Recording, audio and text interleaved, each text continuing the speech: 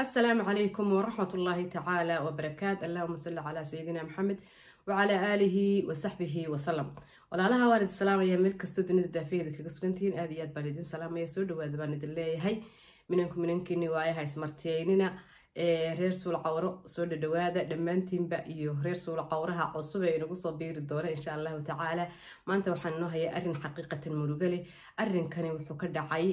dalka Soomaaliya ka dhacay caasimadda Muqdisho ayuu ka dhacay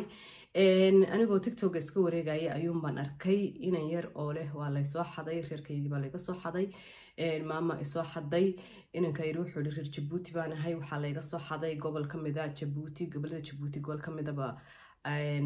laga soo xaday wuxuu yiri anigu 7 jir la soo xaday maamadani na soo xadayna way noo shaqeyn jirtay marka halkan waxaan fariin uga diray dhamaan waxa la wixii reer Djibouti halkan igu jira iyo Facebook-gayga waa Cashalul Maxamuud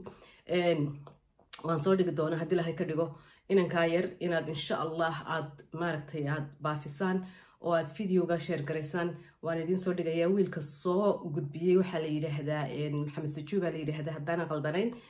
codkiisa gadaal ba ka maqli doontaan halkan aan soo saaraya insha Allah bidmillaahi kariim isagoo hadlaaya inankaasi waa TikTok aan ku arkay ma garanayo inuu YouTuber yahay fadlan TikTok-giisa Maxamed Djibouti inuu ugu qoran tahay jacayl warka oo dhan halkaas aan soo saaraya inanka raaca laftirkiisa maxay ahayday share gareey barnaamijkiisa kan share gareeya insha Allah la isu sheego reer Djibouti oo dhan wixii ugu jira reer Djibouti waxaan ka codsanayaa inaad share gareysaan ilmaha yar hooyadii la soo raadiyo wuxuu yidhi anigu 7 jir ah oo madrasada quraan dhiganaya ayay gabadhan soo xaday way noo shaqeyn jirtay gabadhan markii ay mar ay soo xaday way haysatay gurigaygu haysatay markay dhimanaysay ayaa waxay tiri waxa dhacay wuxuu yiri waxa dhacay markay dhimanaysay ayay ii yeedhay waxay tiri hala igu yeedho wiilkaas waa la igu yeedhay waxay tiri maama anigu kuma dhalin hooyada iyo aabaha waa reer Djibouti baan ka soo xaday marka hooyada raadso iyo reerkin ugu weynana ku dhalin hatta noo shadaya warkiisa insha Allah ila dhageyso دواء ويلش إذا لشاد دب وقبتين مدة حتى كان يعتلا. السلام عليكم ورحمة الله وبركاته ما صحتي ذقيمة خيال على مال بدوكا كشوفتين وحدا لي ماني ونكسن هدي هبين إذا انتهينا هبين ونكسن وأنا جو صاحبكين خارج محمد سوتشيدو هل كان وحفدي ويل ولا كيجا الصومالية جيبوتيان مقعيس وحال هذا عدنان مقرن كر عدنان وحا وصيدرو واديواتد هل كان طالبة وحان ربا إن أني لو ذاقو ويل كان صوماليات يعني وحا اسكو كان مانتا runtii maanta waqtiga casirkii ayaa waxa soo waceen wiilan saaxiibnahay oo degan degmada Xamar Weyne waxay ugu yiraahdeen Maxamed Sajuudo kaalmar noo imaaw arin muhiim ah jirto markii aan wareystay intaan u tagay koor waa maxay arinta muhiimka waxay ii sheegeen in ay gacanta ku hayaan wiil nabaadi ah oo aan markaas familkiisa aan la joogin asagoo 7 jir ahna familkiisa laga soo xaday yes wiilkan agteeda fadhiyay magaciisa la Adnaan asagoo 7 jir ah ayaa laga soo xaday Djibouti waliba gobolka Carto la yiraahdo إلا هذا مالكم شيء كرهويديس أبيس إهل كيسة مجلس ما دافسي كرو عدنان وحو إيش إن إيش واحد ده أما أولاد جوجي ماما أو هل كان إن أولاد جوجي أو صو كرسي هذا سوق جرداء ده سجالي 8 سنة إن أنت أصلا ماما ده أولاد جوجي ماما ده سنة وماما ده صو حد ده مركي لما يساعد ويد مثلا ونحرسته أي أشكت إن إيش هن هويديس صح ده هويديس تاي جيبوتيان عيديس إيهن غير جيبوتي إن markii maamada ay dhimatay muddo kadibna guriga ayaa laga soo ciirshay oo familkii maamada ama ilmihii maamada ay dhashay ayaa isku dhacay asagana si xun ay ula dhaqmeen gurigeena ka soo ciirshay soo cadnaan hadda sidaasan maanta ku kulanay waxaan rabaa hortiina in oo maxarada arimaha hadda aan asaga ka sii hor dhacay oo aan informationkiisa ka sii sheegay inuu asaga idin sheego adinkan waxaan idin ka codsanayaa muuqaalkan inaad share gareysaan oo aad la wadaagtaan qof walbo si cadnaan oo ku heli lahaa familkiisa asaga iyo familkiisana ay ku midoobi lahaayeen taas waa mas'uuliyad adiga ku saaran anigana isaaran qof walba walaal Soomaaliyeed ahna ay saaran tahay waxaan rabaa Adnaan iyo adinkana isbarataan Adnaan horta ugu horan ku soo dhawo bulshada Soomaaliyeed hortooda waxaan ku awoodi karaa waxay tahay inaan maanta bulshada hortooda ku keeno la hadal la sheekaysa bal qofka aad tahay isbar ما شاء الله السلام عليكم ورحمة الله السلام كلكم سلام وحك في عن ملء أنا مدعي عدنان وحمانت أدافسي سكرو أبي مقرناي أنا maanta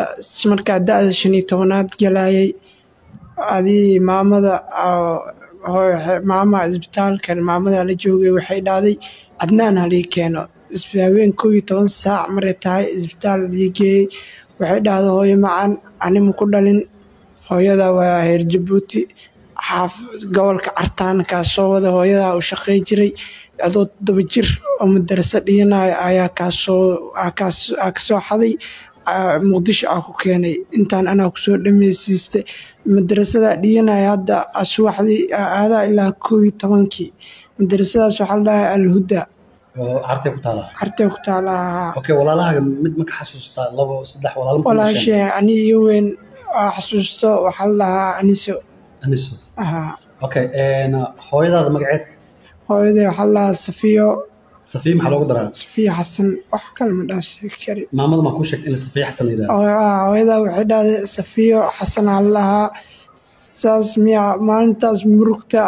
abila ilaa hadda jirdilka ciyaalkeedii geesnaayeen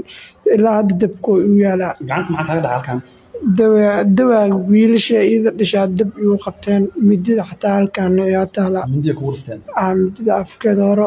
maalin galabay casir tahay ka soo dhuuntay magaalada ma kala garanayo magaalada yar mootoleya xaafadiisa geey meeshaas iskaaga noolaay waxa dhacdiisa ku raadinaa qof maanta waa dareemi kartaa hooyo ee ka maqan tahay aabe horta waanta diriido aabahaas u yaala ma garanayo laakiin hooyaday waxa ma ooynaay mar walba waxa hooyaday hadii uu soo dhacdo waxaan ibriyaa hooyaday hadii ay nooshahay ay daawanayso ama hadii ay jirto qof garanayo in videogan ay gaarsiiso adnaan magaalada Muqdisho ma kala taqaanid ma intaana ku soo ekaatay oo macna maxarda daadan hadda adiga jirtid ma qajiraad hadda 19 jir ahay 19 jir markii lagu soo xaday ma qajir ahayd lagu sheegay 7 jir ahayd okay 12 jir 12 sano xamar joogtay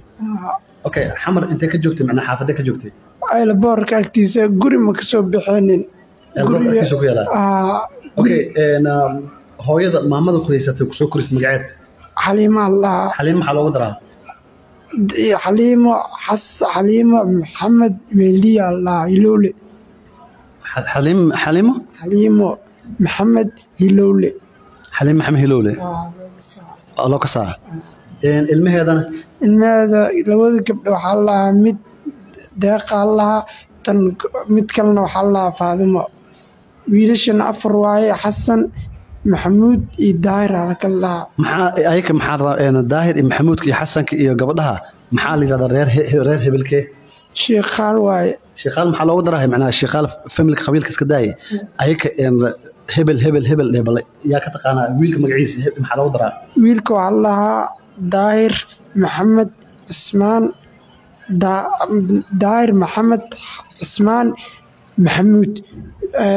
midkan kale waxay labada kale wax isku yihiin isku hooyo isku yihiin daahirka gabdhaha isku hooyo isku aabi ay yihiin okay labada kalena isku hooyo leeyihiin bas okay familkaas magacooda la reer Maxamed maxaa la Daahir Maxamed Ahmed ma kale maqaya Daahir Maxamed Ahmed okay waxaa sheegtay intaas in macnaha maxarda dadka hadda aad la joogtay aad ka taqaanid 12 sano la nooleed 12 sano familka aad la nooleed telefoon number ma ka haysaa gabdhaha gaal gawara ka hay daayirka uu sheegay halka gawro ilaahay hooyada iyada ku geenayso oo saan ii gashay numberkeeda hay maxaa macnaha sababta saan in Google keentay maxay ahayd maxaa ka haleysay waxa dhaa familkeyga rabaa hooyaday u baahnaa meeshaan ma bixisid marka aniga guri waxa ka qabi jiray alaabta loo cunteeyo ana dhaqi jiray iyo qolalka la soo hagaajinayo marka intaas uu jiray wiilasha markay imaadaan waxa soo baxan habeenkii imaanayaan yaa intaas shaqadaas kugu qabanaya gabdhaha aan ma qabanaa daadho way dilaayeen aan ma qabanaa ma dhigi jirin haddii liidar waa qabanay wiilasha markay imaadaan waxay dhaheen daahira kuu sheega caawa asaa beerka garaaca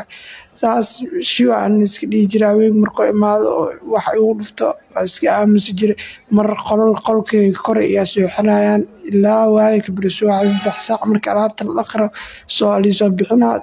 ilida horteeda ku meeri jiray alaabta sida aad haddaba dhigiin aad ku maqasheen oo aad arkaysaan Adnaan inuu ka sheekeenayo waa familkii oo la noolaa waliba hooyadii oo ayada soo korisay markii ay geeriyootay ayaa ilmaheedii ay sidaas kula dhaqmeen inay gacanta ka gubaan iyo jirdil joogto ahba waxaa si joogto ah loogu kalifay Cadnaan oo qasab ah